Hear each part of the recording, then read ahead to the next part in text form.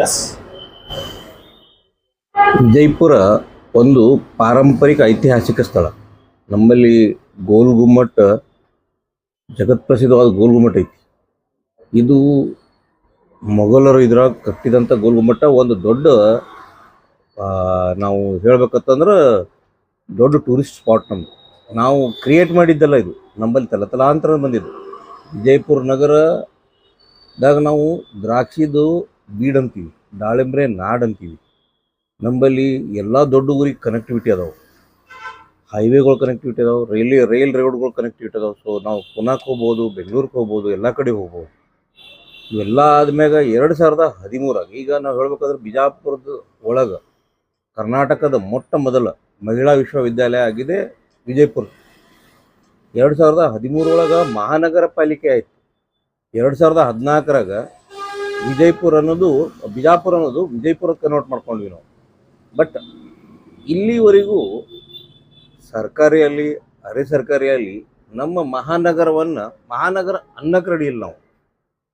ವಿಜಯಪುರ ಇನ್ನು ಮುಂದೆ ವಿಜಯಪುರದಾಗ ಎಲ್ಲ ಸರ್ಕಾರಿದವರಾಗಲಿ, ಅರೆ ಸರ್ಕಾರಿದವರಲ್ಲಿ, ಶಾಲಾ ಕಾಲೇಜುಗಳಾಗಲಿ, ಎಲ್ಲ ಇತರ ವ್ಯಾಪಾರಸ್ಥರಾಗಲಿ ವಿಜಯಪುರ ನಗರ ಅನ್ನೋ ಬದಲಿ ಮಹಾನಗರ ಅಂತೇಳಿ ಸಂಬೋಧಿಸ್ಬೇಕಾಗಿ ನಾ ಎಲ್ಲರ ಕಡೆ ಹೇಳ್ತೀನಿ.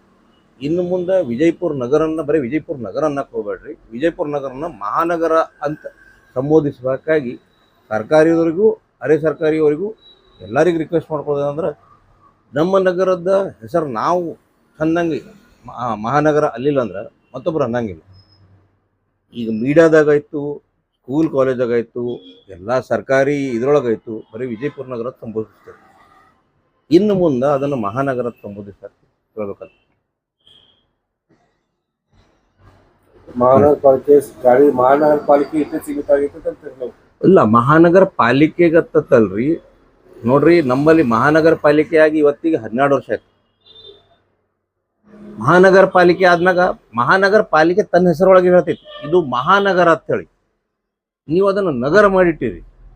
ಅದನ್ನು ನಾವೇನು ಮಾಡಬೇಕು, ಬರೋದಿಂದಾಗ ವಿಜಯಪುರ ನಗರ ನಾವು ಬದಲಿ ವಿಜಯಪುರ ಮಹಾನಗರ ಅನ್ಬೇಕು.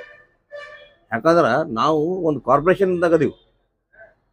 ಅದನ್ನು ಮಹಾನಗರ ಅಂತೇಳಿ ನೀವು ಸಂಬೋಧಿಸಿದ ಮಾಡಿದ್ರೆ ನೀವು ಕೂತ ಜಾಗಕ್ಕೆ ನಮ್ಮ ನಗರಕ್ಕೆ ಒಂದು ಎಕ್ಸ್ಟ್ರಾ ವೇಟೇಜ್ ಬರ್ತೈತಿ. ಇನ್ನು ಮುಂದೆ ವಿಜಯಪುರ ನಗರವನ್ನು ಮಹಾನಗರವಾಗಿ ಸಂಬೋಧಿಸ್ರಿ. Thank you.